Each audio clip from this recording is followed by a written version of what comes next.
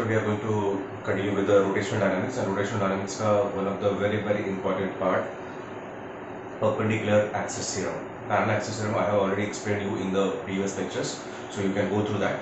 But उसी का एक जुड़वा भाई और भी है जो बहुत frequently use होता है rotational dynamics में, and that is perpendicular axis theorem. So today we are going to discuss that what is the perpendicular axis theorem, उसका mathematical proof, and finally few applications numerical point of view. चलो फटाफट आ जाते हैं topic पे. What is perpendicular axis theorem?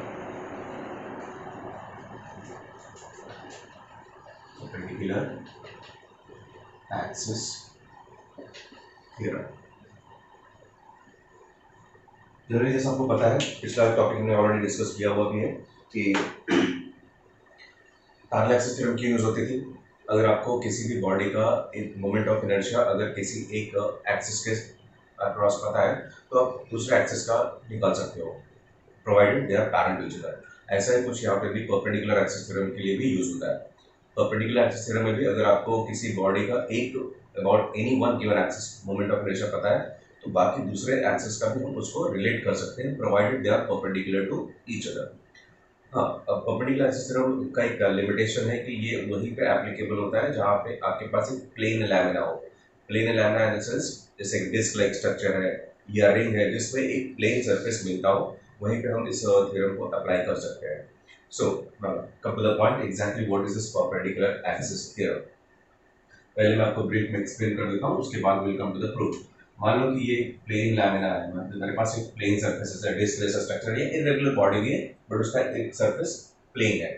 ठीक है, तो अब ये बॉडी अगर सपोज रोटेट हो रहा है about a perpendicular axis passing through any given point, this is exactly perpendicular. ठीक है, जैसे मान लो कि ये मेरा प्लेन है और प्लेन ये एक्सिस ऑफ रोटेशन है and the whole body is rotating about this given axis.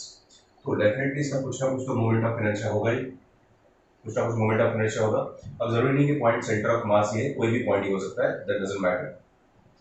अगर ये मोमेंट ऑफ इनर्शिया इस एक्सिस का अगर आपको मालूम है तो एग्जैक्टली इसका बाकी कुछ दो एक्सिस के साथ क्या रिलेशन होता है. देखो, now will take to another axis, take to other axis which are in the plane. मतलब कुछ ऐसे, ये इन द प्लेन है, लाइक डिस्क का डायमीटर ले लो, डिस्क है उसका डायमीटर हुआ तो इन द प्लेन होता है. Take another one this way, दो डायमीटर ले लिए हमने, अगर डिस्क का डायमीटर ले रहे हो तो इन द प्लेन. अब कंडीशन ये होती है कि अगर ये दोनों इन द प्लेन है तो they must be mutually perpendicular to each other. जो दो एक्सिस ऑफ रोटेशन हमने लिए हैं, यहाँ पे अगर बॉडी इसके चारों तरफ भी रोटेट हो सकता है, बॉडी इसके चारों तरफ भी रोटेट होता है, बॉडी इसके चारों तरफ भी रोटेट हो सकता है. कंडीशन सिर्फ ये है, फर्क क्या है, this one is perpendicular to the plane and rest of the two are in the plane. Rest of the two are in the plane. So they are mutually perpendicular to each other because ये एक दूसरे पे perpendicular है और इस plane पे ये perpendicular, तो तीन mutually perpendicular axis हो गए. अब अगर इसमें से मैं एक को x axis consider कर लूँ, एक को y axis consider कर लूँ, तो दूसरा obviously z axis का equivalent हो जाएगा x, y और z. अब suppose करो कि moment of inertia about this axis is iz, moment of inertia about this axis is ix, and moment of inertia about this axis is iy. So according to perpendicular axis theorem, the moment of inertia of a plane lamina, about a transverse axis passing through it, transverse means perpendicular, about a transverse axis passing through this, that is iz, is always equal to the sum of its moment of inertia about the two axes, in the lamina, that is ix and iy, provided these two axes are mutually perpendicular to each other plus they are intersecting each other at the point where this transverse axis cuts the lamina. सारी condition satisfy होनी चाहिए. देखो, ये तब possible है जब एक आपके पास कोऑर्डिनेट सिस्टम होगा, x y z coordinate system के इक्विवेलेंट का स्ट्रक्चर बनेगा, तो तभी. ये दोनों एक्सिस जो प्लेन के अंदर है वो म्यूचुअली परपेंडिकुलर होना चाहिए, प्लस जो उनका पॉइंट ऑफ इंटरसेक्शन है वो कहाँ पे होना चाहिए, जहां पे ये परपेंडिकुलर एक्सिस प्लेन को कट कर रही हो, तब जाके moment of inertia about this transverse axis will be equal to the sum of moment of inertia about the two axes which are in the lamina, perpendicular to each other, plus they are intersecting at a point where this transverse axis cuts the lamina. तब ये बनता है perpendicular axis theorem, iz is equal to ix plus iy, ये हमारा perpendicular axis है। Statement आपको मैं dictate तो नहीं करूंगा, पीडीएफ को मैं अटैच कर देता हूँ, वहां से आप कॉपी कर लेना, आपको स्क्रीन पे भी दिख रहा होगा। So moment of inertia of a plane, फिर से रिपीट कर रहा हूं, उसके बाद आते हैं प्रूफ पे। Moment of inertia of a plane lamina about a transverse axis is always equal to the sum of its moment of inertia about two mutually perpendicular axes in the lamina such that they are intersecting each other at a point where this transverse axis cuts the lamina. That is what the statement. अब आते हैं इसके proof पे, iz is equal to ix plus iy। चलो अब proof में करके दिखाता हूँ इसका। प्रूफ ऑफ दिस स्टेटमेंट आपने ऑलरेडी देख लिया, iz is equal to ix plus iy, ये है, आपको इसी चीज को प्रूव करना है। अब प्रूफ के लिए let's see how to prove it. Prove करने के लिए हमें इस पूरे इरेगुलर बॉडी को जिसका टोटल मास है सपोज m, मैं कंसीडर कर लेता हूँ कि this body is made up of large number of small elements. ऐसा ही एक छोटा सा एलिमेंट यहाँ पे मैंने ले लिया पॉइंट P पे, and mass of that small element is dm। Logic is very clear, parallel चित्र में हमने ये किया था। Suppose the whole body is made up of large number of small elements. Each element is of mass dm. और ऐसा ही एक point हमने ले लिया है पॉइंट P पे। सपोज करो कि इसका अगर आपको x y एक्सिस से डिस्टेंस देखना है तो यहाँ पे परपेंडिकुलर प्लॉट करना पड़ेगा, इसका x एक्सिस से डिस्टेंस देखना है तो यहाँ पे परपेंडिकुलर प्लॉट करना पड़ेगा। ऑब्वियसली x एक्सिस से डिस्टेंस होगा y कोऑर्डिनेट के बराबर, y एक्सिस से जो डिस्टेंस होगा वो x के बराबर होगा। ऑब्वियसली ये z से भी इसका डिस्टेंस होगा कुछ ना कुछ, z से भी यहाँ पे डिस्टेंस है, लेट इट बी r, ठीक है। अब इस पॉइंट P का आई मीन स्मॉल एलिमेंट का आपको तीनों एक्सिस से डिस्टेंस मिलेगा, x एक्सिस से, y एक्सिस से और z एक्सिस से। स्टार्ट करते हैं। Let the moment of inertia of dm about x axis, अगर मुझे सिंपल एलिमेंट जिसका मास dm है x एक्सिस के साथ मोमेंट ऑफ इनर्शिया निकालना हो तो फॉर्मूला क्या आएगा, सिंपल फॉर्मूला है mr square, mass of that element into distance का स्क्वायर। मास इसका कितना है dm, डिस्टेंस एक्सिस कितना है y, so I can write it better way this way, y square dm। इस सिंगल एलिमेंट का moment of inertia about this axis can be written as y square dm, this is equal to mr square. अब एक single element का moment of inertia इतना है, तो therefore the moment of inertia of whole lamina, moment of inertia of whole lamina about x axis can be written as ix, और वो मिलेगा कैसे, कैसे मिलेगा, एक एलिमेंट का मालूम है तो पूरे बॉडी का फाइंड आउट करने के लिए क्या करना पड़ता है, integrate, so it will be integration of y square dm। इसको हम ले लेते हैं step number 1। Exactly in the same way हम y एक्सिस और z एक्सिस के लिए भी आ सकते हैं। सिमिलरली यही सेम फंडा आपको यहाँ पे भी अप्लाई करना है। Similarly let moment of inertia of dm about y axis is equal to, y axis का डिस्टेंस कितना है x, तो that will be x square dm, ये हो गया। So therefore the moment of inertia of whole lamina, moment of inertia of whole lamina about y axis will be given by iy, और ये कैसे मिलेगा, integration of x square dm करके, take it as step number 2। Clear. अब देखो ये चीज मिल गई, अब आते हैं थर्ड एक्सिस के लिए। Similarly moment of inertia of dm about z axis will be equal to, z axis के साथ का डिस्टेंस कितना है r, so it will be r square dm। Z axis मिल गया तो अब पूरे लैमिना का क्या होगा, therefore moment of inertia of whole lamina about z axis, इसका आंसर क्या आएगा, I z, and that will be given by integration of r square ds, इसको ले लेते हैं स्टेप नंबर 3। अब देखो अपने पास moment of inertia of this whole lamina about x axis भी मिल गया, वाई एक्सिस भी मिल गया और जेड एक्सिस मिल गया, बट हमको तीनों को रिलेट करना है इस तरह से कि I Z is equal to I x plus I Y होता है। कैसे रिलेट करेंगे, अब इसके लिए आ जाओ स्टैंडर्ड। सपोज ये जो पॉइंट ऑफ इंटरसेक्शन सबका कॉमन है वो ओ है, ये पॉइंट पी ले लिया हमने, इसको ले लेते हैं एन। एक राइट एंगल ट्राइंगल हमको मिलेगा, अगर ये साइड एक्स है तो ऑब्वियसली ये भी एक्स होगा। अब इस right angle triangle O M P में देखो, in triangle O M P, अगर ये राइट एंगल ट्राइंगल है तो इसमें पाइथागोरस थ्योरम अप्लाई कर सकते हैं, यस डेफिनेटली कर सकते हैं। अकॉर्डिंग टू पाइथागोरस थ्योरम क्या होगा, OP square is equal to OM square plus MP the whole square, correct. अब OP की वैल्यू कितनी है r, तो इसको हम ऐसे लिख सकते हैं, therefore r square is equal to OM की वैल्यू कितनी x स्क्वायर और इसकी y स्क्वायर, इसको ले लो आप स्टेप नंबर 4।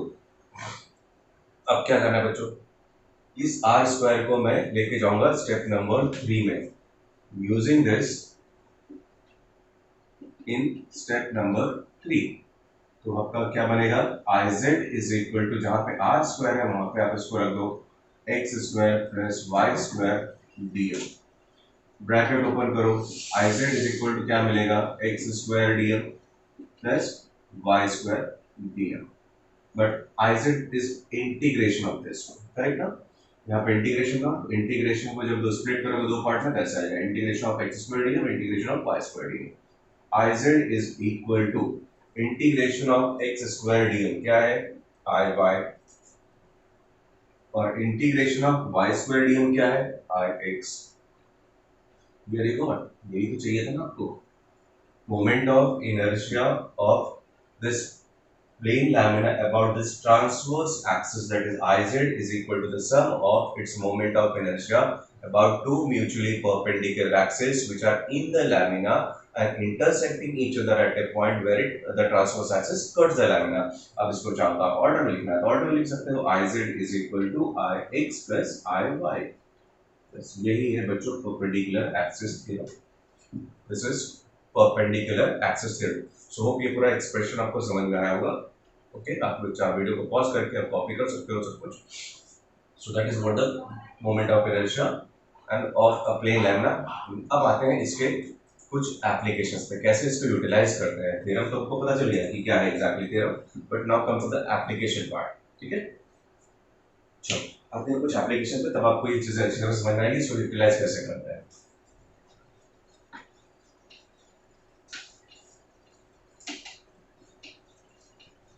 जैसे मैंने बताया इस थ्योरम का लिमिटेशन ये है कि आप इस थ्योरम को वहीं पे यूटिलाइज कर सकते हो जहां पे आपके बॉडी में एक प्लेन लैमिना होगा, एक प्लेन लैमिना जैसा स्ट्रक्चर होना चाहिए। फॉर एग्जांपल क्वेश्चंस पे आते हैं, सपोज करो कि डिस्क है, ठीक है, एक डिस्क है, इसका moment of inertia about transverse axis passing through centre, ये आपको पता है, और ये कितना होता है, mr²/2। Moment of inertia of a disk about a transverse axis passing through the center is mr²/2। ये फिक्स्ड है। अब क्वेश्चन है, find moment of inertia of a disk about its diameter। ठीक है, दैट इज द क्वेश्चन। आपको इस natural axis, जो disc का नेचुरल एक्सिस होता है उसके लिए पता है, बट फाइंड आउट क्या करना है, डायमीटर के लिए। अब डायमीटर को अगर मैं प्लॉट करूं तो डायमीटर ऐसा होगा, इन द प्लेन होगा, ये तो ट्रांसवर्स एक्सिस है, परपेंडिकुलर टू द प्लेन है, और ये इसका डायमीटर है। अब सिर्फ इन दोनों का तो कोई आपस में रिलेशन नहीं है, बट अभी जो हमने थ्योरम यूज किया परपेंडिकुलर एक्सिस थ्योरम, उसको यूज कर सकते हैं, लेकिन कंडीशन ये है कि परपेंडिकुलर एक्सिस में हमारे पास परपेंडिकुलर एक्सिस का यूज करते समय 3 एक्सिस होनी चाहिए, तो कोई प्रॉब्लम नहीं है। तीसरे एक्सिस में हम लेके आते हैं यहाँ पे, इधर देखो, एक डायमीटर के थ्रू आपको फाइंड आउट करना है, तो क्या करो, take one another diameter which is perpendicular to the given diameter. ये डायमीटर के लिए फाइंड आउट करना है ना, तो एक और डायमीटर बना दो which is also in the plane, obviously plane में ही होगा, but that should be perpendicular to the first diameter. अब देखो, अगर ये दोनों डायमीटर इन द प्लेन में है और they are perpendicular to each other and they are intersecting at a point where this transverse axis काट द लैमिना, हो गया ना पूरा परपेंडिकुलर एक्सिस थ्योरम का लॉजिक। एक डायमीटर को मैं एक्स एक्सिस ले रहा हूं, दूसरे डायमीटर को वाई एक्सिस ले रहा हूं और इस ट्रांसवर्स एक्सिस जो दी है उसको मैं आई जेड ले लेता हूं। Picture clear? अब देखो, सपोज अगर moment of inertia about this is I x, moment of inertia about this I y, moment of inertia about this I z, तो as I Z is equal to I x plus I Y होता है, ये तो हमको पता है, अभी हमने प्रूव करके दिखाया। इसका फॉर्मूला दिया हुआ है एम आर स्क्वायर बाय 2, दोनों में से किसी एक का ही फाइंड आउट करना है। तो बट थिंग इज दैट कि ये दो के दोनों डायमीटर ही है और moment of inertia of the disc अब किसी भी डायमीटर के लिए फाइंड आउट करो, मतलब इसमें इनफाइनाइट नंबर ऑफ डायमीटर्स बन सकते हैं, हर एक डायमीटर के लिए जो आंसर मिलेगा वो सेम ही रहेगा। तो मतलब मैं ऐसे लिख सकता हूँ आई एक्स प्लस आई एक्स, क्यों? क्योंकि ये दोनों वैल्यूज सेम रहेगी, आई एक्स दोनों सेम होगा। So this is M R square by 2 equals to 2 times of I x. क्या हो जाएगा? Take this to this side, तो आई एक्स becomes equals to mr square by 4. So moment of inertia of this disc about its diameter is mr square by 4. Transverse axis का mr square by 2 है, तो diameter का क्या आएगा? mr square by 4. एक और एग्जांपल लेते हैं। सेकंड केस में सपोज अगर यही चीज रिंग होती, चलो मैं ज्यादा कुछ नहीं करूंगा, इसको हटा देता हूं, डिस्क की जगह पे अब मैं रिंग ले लेता हूं। Find the moment of inertia of ring about its diameter, about its diameter. Moment of inertia of the ring about its diameter find out करना है and the given will be this one. Moment of inertia of the ring about its natural axis which is perpendicular to the plane passing to the center is mr square. अगर ये mr square है तो किसी भी एक diameter के लिए आपको फाइंड आउट करना हो तो फिर कैसे निकालोगे? सेम वही फंडा, दो और डायमीटर बना लो पिक्चर में which are perpendicular to each other, so पूरा का पूरा perpendicular axis theorem का concept बन जाएगा यहाँ पे, and then again you can go for this relation। अब आप यहाँ पे सिर्फ देखोगे mr square, ये mr square है, बाकी का पूरा पूरा फंडा यही सेम रहेगा, this will be mr square is equal to 2 times of x, take this side, ये बन जाएगा। so moment of inertia of the ring अगर आपको about its natural axis मालूम है, so we can calculate moment of inertia of the ring about its diameter using perpendicular axis theorem. So this is how we can use perpendicular axis theorem. One of the very important topic from a HSC point of view, board point of view, but इसके objective questions भी आ जाते हैं बहुत बार। मतलब एक moment axis का moment of inertia दिया रहेगा, तो किसी दूसरे मोमेंट ऑफ एक्सिस का moment of inertia find out करना होता है। तो अब ये आपके ऊपर डिपेंड करता है कि आप उसको पैरेलल एक्सिस थ्योरम इंप्लीमेंट करोगे या परपेंडिकुलर एक्सिस थ्योरम, वो आपको क्लिक होना चाहिए depending on the structure given. Okay, so this was all about perpendicular axis theorem. So practice कर लो और भी सारे क्वेश्चंस आपको क्लियर हो जाएंगे कि पॉइंट क्या है। ठीक है, इफ एनी डाउट थ्योरी है तो पूछ सकते हो।